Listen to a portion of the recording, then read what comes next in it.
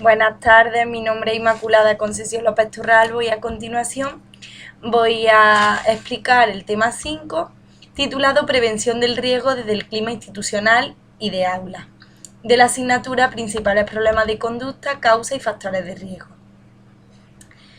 Pues bien, en cuanto a la prevención del riesgo desde el clima institucional y de aula, pues encontramos el concepto de clima positivo de aula, los componentes del clima positivo, las escuelas sostenibles en convivencia, las medidas para un clima escolar positivo.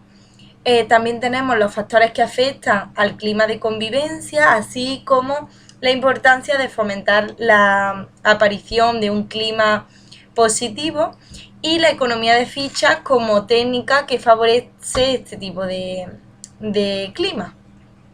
En cuanto al concepto de clima positivo de aula, pues debemos entender el clima positivo como un resultado de lo que ocurre en el aula y no como una causa. Si lo entendemos como causa, estamos asumiendo que no podemos hacer nada. Y surge el siguiente planteamiento. ¿El alumno no está motivado porque el clima no es positivo o el clima no es positivo porque el alumno no está motivado? Habría que reflexionar un poquito sobre esto. Pues bien, en cuanto al concepto del clima positivo de aula, es un concepto multifacético, incluye diferentes dimensiones, entre las que encontramos pues, el clima académico instruccional, el clima de gestión de la disrupción y el clima emocional interpersonal. Por otro lado tenemos que el clima pues, es el resultado de la interacción entre estas dimensiones y que es un buen indicador de calidad en materia de convivencia. Dentro de los componentes del clima escolar encontramos el académico, basado en las normas, en las creencias, en la práctica de la escuela. Por otro lado tenemos el social, que se basa más pues, en la comunicación e interacción entre las personas. También tenemos el afectivo, que se basa más en los sentimientos y actitudes compartidos por los miembros de la escuela, y el físico, que se basa más pues, en aquellos aspectos físicos y materiales de la escuela. En cuanto a los componentes del clima positivo, pues hay que tener en cuenta unas normas y unas reglas. Estas han de ser claras y con una aplicación sistemática. Debe de existir una seguridad física y emocional, apoyo y aprendizaje, es decir, una estimulación y apoyo individual y una adaptación a aquellas personas que lo necesiten. El aprendizaje debe ser social y cívico, es decir, resolución de conflictos, cierta escucha, valores éticos. Las relaciones interpersonales tienen que estar basadas en el respeto y en la diversidad y en el apoyo social y del adulto, así como el apoyo de los iguales. Por otro lado, el engagement a la escuela. En cuanto a la escuela sostenible en convivencia, pues hay que tener en cuenta una serie de normas. Estas normas pues, son creadas de forma participativa. Por supuesto hay que tener en cuenta también una serie de consecuencias, es decir, que se establezcan protocolos de intervención y que se desarrollen medidas basadas en el diálogo. Y también se tienen que tener en cuenta pues, una serie de condiciones. Primero, se orienta con un modelo democrático y segundo, se organiza con un liderazgo compartido.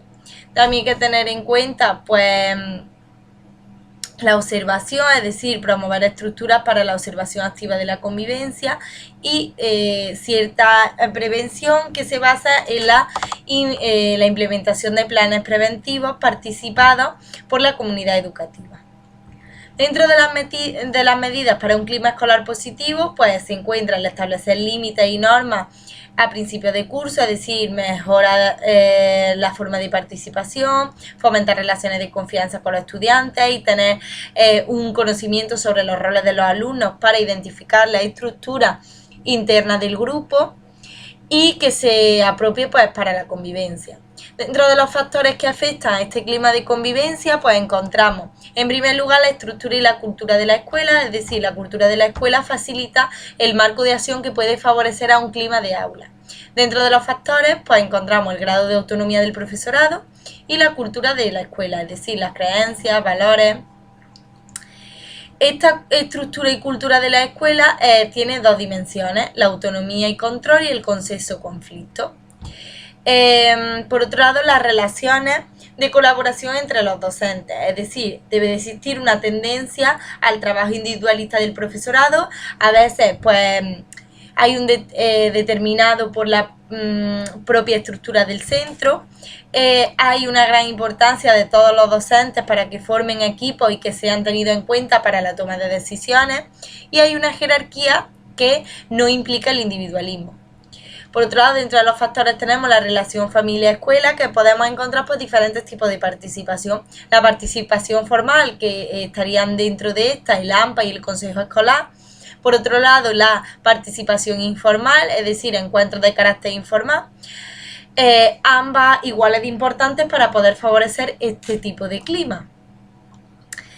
Dentro de la familia, o sea, dentro de la relación familia-escuela también encontramos unos modelos de participación, entre los que caben destacar la alianza, la confrontación, la colaboración y la desvinculación. Y esto pues genera una sensación de control, y el fin último pues es facilitar la cohesión e identificación. También hay que fomentar la aparición de un clima positivo a través de las normas y rutinas, ya que estas pues favorecen la anticipación, fomenta el autocontrol y la autoeficacia, evitan la improvisación y las situaciones de tensión en el aula, generan emociones positivas. Además, si se establece de forma colaborativa, pues fomenta el compromiso y el sentimiento de pertenencia. En cuanto a fomentar la aparición de un clima positivo, pues un clima negativo se caracteriza por la ausencia de normas o por la imposición de normas estrictas.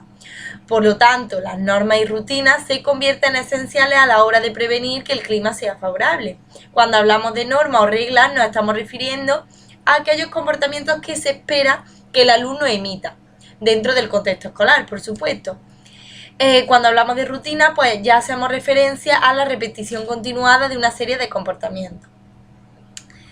El uso frecuente de métodos coercitivos son contrarios a la adquisición de un clima positivo, entre los que encontramos: generan emociones negativas, la relación con el profesor se degrada, existe cierta tendencia a la imitación de patrones, provoca conductas de imitación como mentir, ocultar, dificulta el aprendizaje. Además, la norma es estricta y se cumple como forma de evitar el castigo, y tiene efectos nocivos para el desarrollo psicológico. El uso de métodos permisivos. ¿Qué ocurre con esto? Pues que el aprendizaje sea accidental, por ensayo-error, que no existan normas ni rutinas, que genere desmotivación en el alumnado, que la relación con los alumnos sea neutra o despegada, y además el profesor puede acabar pues sufriendo las consecuencias de la ausencia de este tipo de normas y rutinas. En cuanto al uso de métodos basados en el refuerzo, pues tenemos que los alumnos aprenden qué conductas son las esperadas y las que van a ser reforzadas. Las normas se establecen de forma democrática, generan cierta sensación de control, lo que tiene pues una serie de consecuencias. El alumno se siente respaldado por el profesor y eso le genera pues ciertas emociones agradables, y el aula se convierte en un espacio de seguridad y tranquilidad. En cuanto a la economía de fichas como técnica que favorece el clima positivo, pues encontramos que el sistema de organización de contingencia para reforzar diferentes conductas, pues este sistema se lo presentamos al niño en forma de juego. Se administra una serie de fichas como refuerzo inmediato, fichas que son respaldadas posteriormente, permitiendo que se cambien por refuerzos más valiosos, es decir, ficha es igual a refuerzo secundario o condicionado. Las ventajas de estas fichas, ¿cuál va a ser? Pues que se pueden dar inmediatamente después de la conducta y que se pueden cambiar pues por distintos reforzadores de apoyo. Los pasos a seguir para esta economía de fichas sería: primero, seleccionar las conductas a modificar, es decir, reforzamos conductas. Segundo, elegir refuerzos variados, el valor de la ficha, por ejemplo, 10 fichas, y la forma de lograrlo, pues a través de deberes, de agenda. El tercer paso sería pactar el momento de asignar puntos, pues en una tutoría, a lo largo del día, al final de clase. Y en cuarto lugar tendríamos cambiar los refuerzos materiales por sociales y cambiar la frecuencia con la que reforzamos para desvanecer la economía de ficha. debemos de tener una serie de cuestiones a tener en cuenta. Entre estas cuestiones tenemos tener las conductas a realizar en un lugar bien visible, también la consecución fácil de las fichas y apoyarlas con refuerzo social. Si no hay conducta, no hay ficha, sin alteración emocional del adulto. Si se puede, pues se generaliza en todos los contextos. Se debe tener una hoja de registro específica y que sean atractivas para el alumnado y acordar claramente con el niño el funcionamiento. Esto pues será la técnica más eficaz con participación. Pues bien, hasta aquí llegaría la explicación de este tema y me gustaría dar gracias por su atención.